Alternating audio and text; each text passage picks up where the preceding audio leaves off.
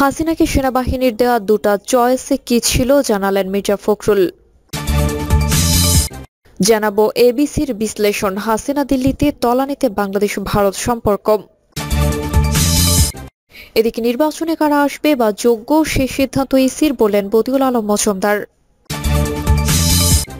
এবং সর্বশেষে জানাবো দেশের মানুষ জামাতকে রাষ্ট্রীয় ক্ষমতায় বরণ করতে প্রস্তুত, বললেন মাওলানা মোহাম্মদ শাহজাহান। এতক্ষণ শুনলেন সংবাদ শিরোনাম, এবার বিস্তারিত। হাসিনাকে সেনাবাহিনীর দেওয়া দুটা চয়েসে কি ছিল জানালেন মির্জা ফখরুল। বিএনপির মহাসচিব মির্জা ফখরুল ইসলাম আলমগীর বলেছেন, পালিয়ে গিয়ে শেখ হাসিনা ভারত থেকে ষড়যন্ত্র করছে। মির্জা ফখরুল বলেন, সেনাবাহিনী শেখ হাসিনাকে দুটো চয়েস দিয়েছিল, দুটোর মধ্যে একটাকে বেছে নেবেন। একটা হচ্ছে চারদিক থেকে জনগণ আসছে উত্তাল সমুদ্রের মতো, তাদের ধারায় কি পৃষ্ঠ হবেন নাকি যান বাঁচানোর জন্য পালিয়ে যাবেন। আমি পালাই না, আমি ভয় পাই না। সেই মহিলা জীবন বাঁচানোর জন্য নেতাকর্মী সহ সবাইকে বিপদে ফেলে পালিয়ে গেছে। এই হচ্ছে ফেসিবাদের পরিণতি। বিএনপির মহাসচিব বলেন, গত 15 বছর কেউ ভোট দিতে পারেননি। আমরা সকল জনগণের ভোটের অধিকার ফিরিয়ে দিতে চাই, দেশকে গড়ে তুলতে চাই। শেখ হাসিনা নির্বাচনের নামে ক্ষমতায় গেছেন, পরে গুম খুন করে হাসিনা জোর করে ক্ষমতায় ছিলেন। এটি হচ্ছে ফেসিবাদী সরকার। তিনি আরো দাবি করেন, ফেসিবাদীদের ষড়যন্ত্র চলছে, তারা দেশকে বিভক্ত করতে চায়। তাদের সকল অপচেষ্টা প্রতিহত করতে দেশের মানুষকে এক হয়ে লড়তে হবে।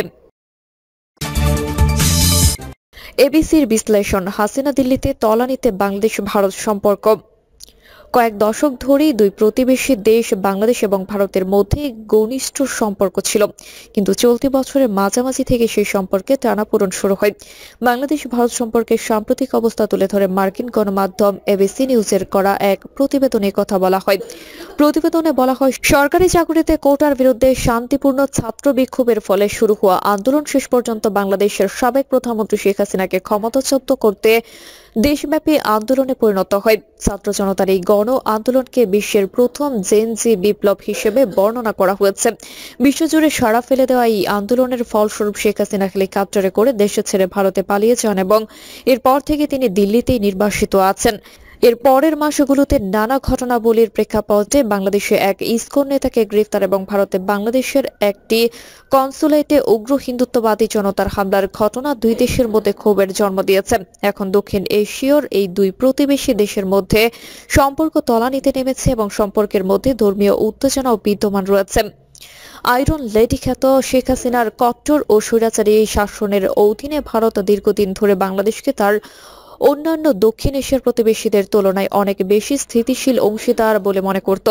যদিও আফগানিস্তান, পাকিস্তান এবং শ্রীলঙ্কার সবাই সাম্প্রতিক রাজনৈতিক ও অর্থনৈতিক উত্থান পতনের অভিজ্ঞতা অর্জন করেছে, কিন্তু হাসিনার 15 বছরের শাসনামল গত আগস্টে আকস্মিকভাবে অবসান ঘটার পর নোবেল বিজয়ী ডক্টর মোহাম্মদ ইউনূসের নেতৃত্বে বাংলাদেশে অন্তর্বর্তী সরকার দায়িত্ব নেয়। বাংলাদেশে 174 মিলিয়ন বা 17,40,00,000 জনসংখ্যার মধ্যে হিন্দুদের সংখ্যা প্রায় 10% এবং তাদের অনেকে ঐতিহাসিকভাবে হাসিনার আওয়ামী লীগকে সমর্থন করেছিল। শেখ হাসিনা ক্ষমতা থেকে বিতাড়িত হওয়ার পর বিক্ষুব্ধ অনেকে আওয়ামী লীগের বিভিন্ন প্রতীক এবং কিছু ক্ষেত্রে দলটির সাথে সংশ্লিষ্ট হিন্দুদেরও টার্গেট করেছিল। হিন্দুদের রক্ষা করার জন্য তবু ডক্টর ইউনূসের সরকার যথেষ্ট কাজ করছে না বলে অভিযোগ করেছে ভারতে নির্বাসিত থাকা হাসিনাও দাবি করেছেন, সংখ্যালঘুদের বিরুদ্ধে গণহত্যার জন্য দায়ী এই সরকার। ভারতের প্রতিরক্ষা মন্ত্রী রাজনাথ সিং গত সেপ্টেম্বরে ভারতীয় সশস্ত্র বাহিনীকে রাশিয়া, ইউক্রেন, ইসরায়েল, গাজার মধ্যে চলমান সংঘাত এবং বাংলাদেশে অস্থিতিশীল পরিস্থিতি উল্লেখ করে অপ্রত্যাশিত পরিস্থিতির জন্য প্রস্তুত থাকতে এবং প্রতিবেশী দেশগুলোর পরিস্থিতি পর্যবেক্ষণ করার আহ্বান জানিয়েছেন। কিন্তু গত নভেম্বরের শেষের দিকে বাংলাদেশে এক হিন্দু সন্ত্রাসীকে ইসকন রাষ্ট্রদ্রোহিতার অভিযোগে গ্রেফতার করা হয় এবং এটি ঢাকা ও দিল্লির মধ্যে বড় ধরনের কূটনৈতিক উত্তেজনার সৃষ্টি করে।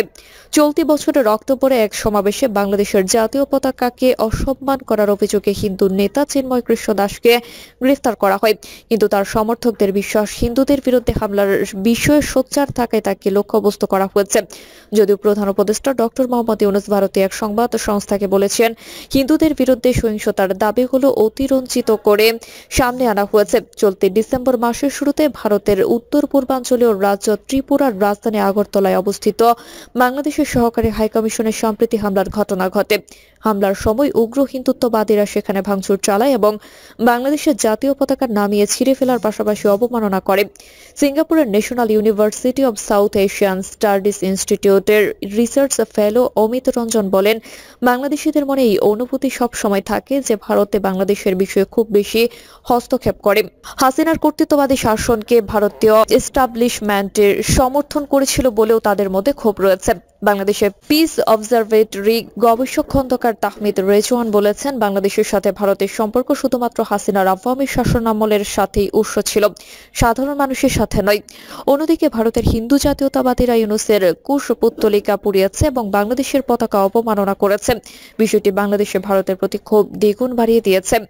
ডিসেম্বরের শুরুতে প্রায় 50 জন বিক্ষোভকারী ভারতের আগরতলায় বাংলাদেশি কনসুলেটে প্রবেশ করে বিক্ষোভ দেখায়।